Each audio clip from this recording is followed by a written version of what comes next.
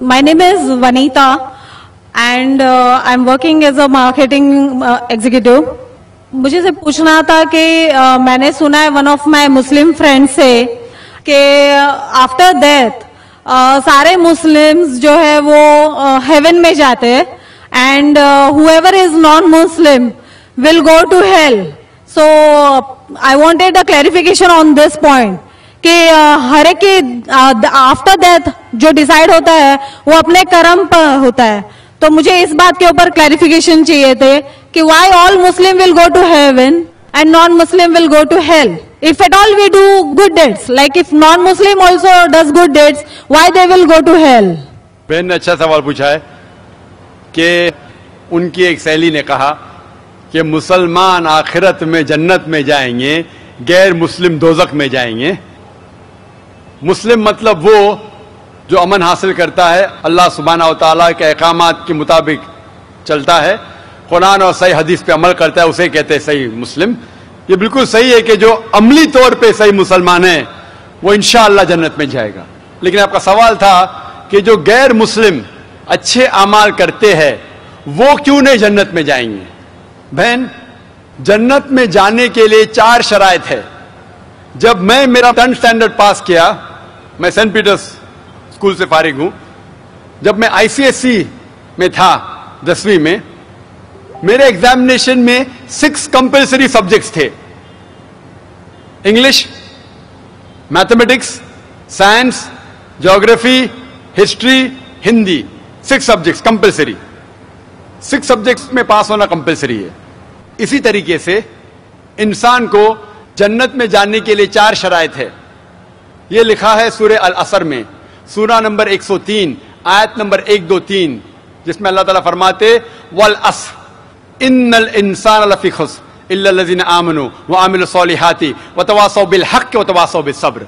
अल्लाह सुब्हानहू व तआला कसम खा रहे है वक्त की, असर की, बेशक इंसान खसारे में है. सिर्फ वो लोग जो 4 चीज में सफलता पाते हैं वो लोग खसारे में नहीं हैं. और ये 4 चीजें ईमान, अमल सॉलिहात, वतवासौ बिल हक़, वतवासौ बिस सब्र. जिस तरीके से मुझे 10th स्टैंडर्ड पास करने के लिए 6 सब्जेक्ट्स में पास होना कंपलसरी है.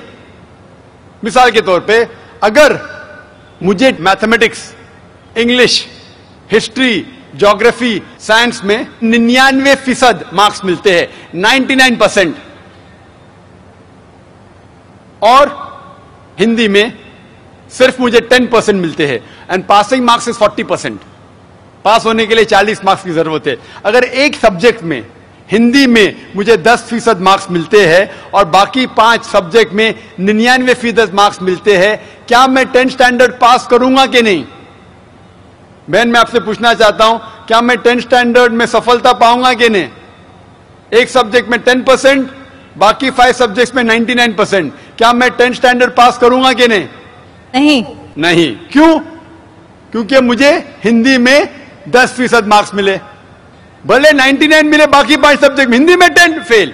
उसी तरीके से जन्नत में जाने के लिए सूरह अल असर के हिसाब से 4 चीजें जरूरी है. ईमान, अमल सॉलिहात, नेक अमाल जो आप कह रहे, वतवासौ बिल हक़, लोगों को हक की तरफ बुलाना, वतवासौ बिस सब्र, लोगों को सब्र की तरफ बुलाना. 4 चीजें जरूरी है.